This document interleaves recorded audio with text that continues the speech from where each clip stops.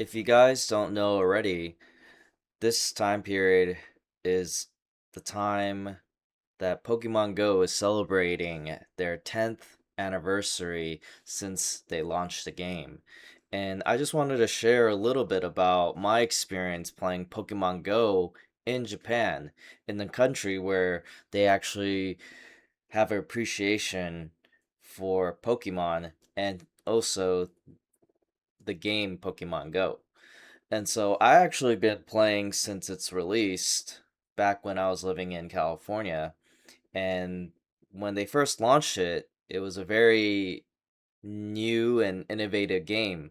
And if you guys don't know about the game, Pokemon Go is basically a augmented reality game where you have the app and it has a real-time world map where you actually can go around to different areas in different parts of the world and be able to catch Pokemon on your app depending on where the Pokemon are located on the locations, and also be able to gather items and do all sorts of tasks where you could battle, uh, place your Pokemon in gyms, battle trainers in the game, battle other trainers in real life, and all sorts of stuff. So, since the launch of the game, they've added so many more tasks and so many more features to the game where it has been more complex than what it used to be.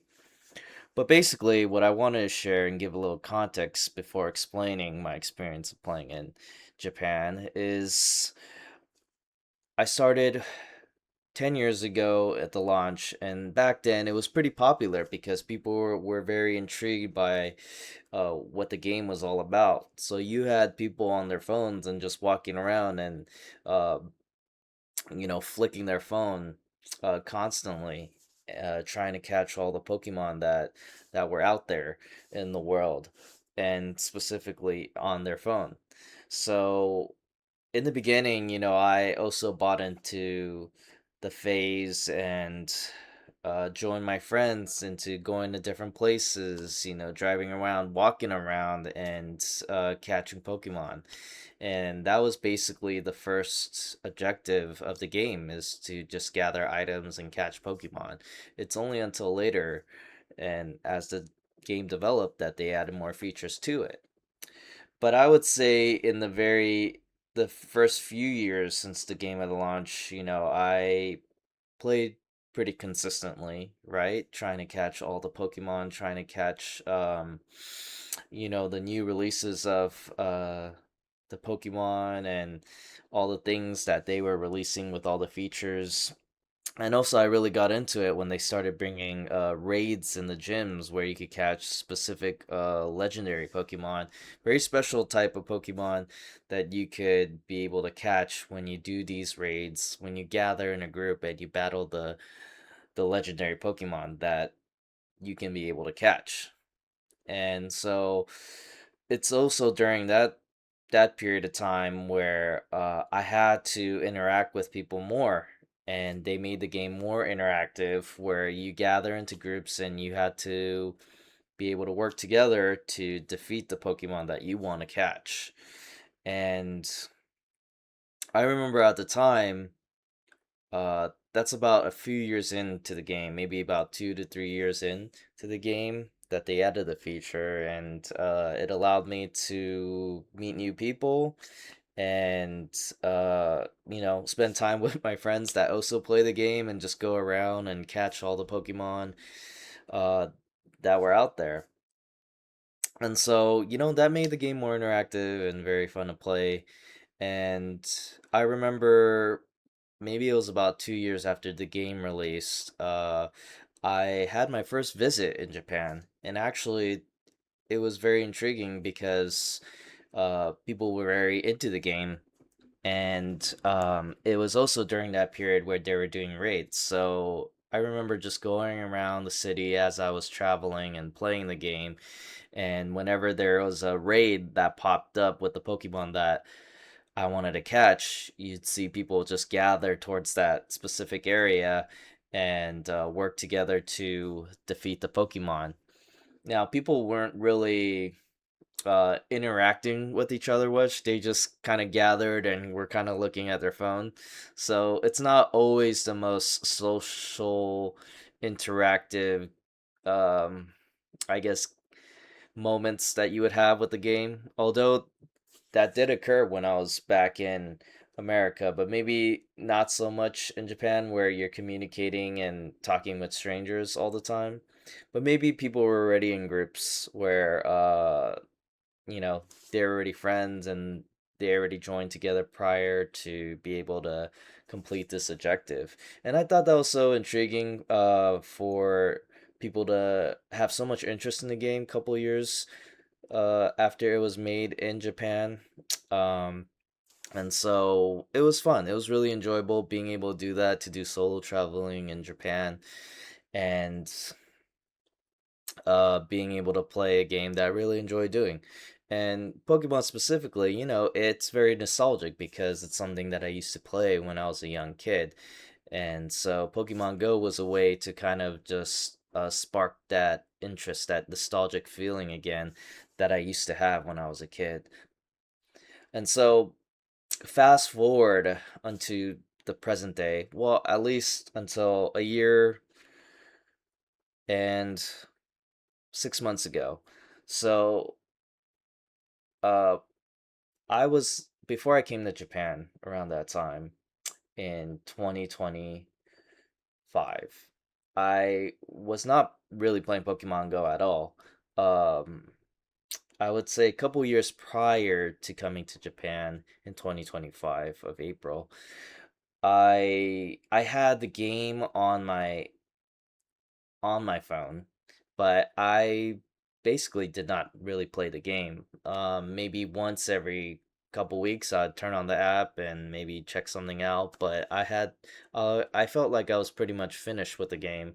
But for some reason, I still kept it, because, there's a lot of work that was put into it, a collection of Pokemon that I collected, and I felt like it'd be a waste to kind of just delete it completely and disregard it.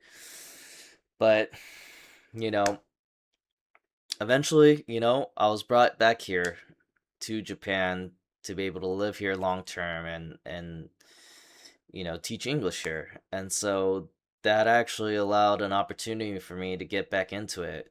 And when I first came to Japan, I wasn't really planning to play Pokemon Go, and it wasn't until one of my friends was playing the game while he was living in Japan, and he's the one that kind of spurred me to get back into the game, and that brought my interest back into playing the game again.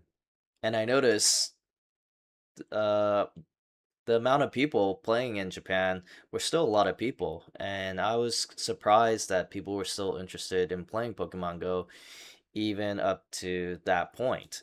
Because when I was in America, I felt like it kind of died down with the Pokemon Go community, at least in the area that I was in California. So I didn't do the raids that I once used to, or played with my friends. Even amongst my friends, they kind of stopped playing as well.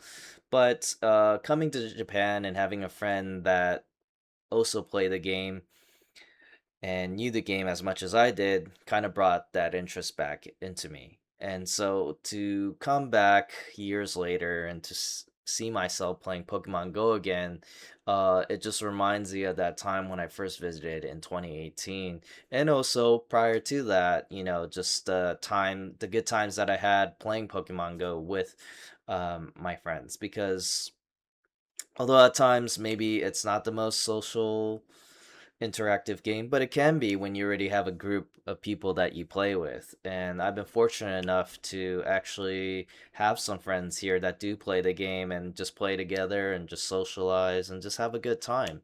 And at the end of the day, that was um, really the biggest enjoyment that I really had. And also, catching all the Pokemon that I don't have and just collecting and trading and trying to collect as much Pokemon, that that in itself also had its fun too.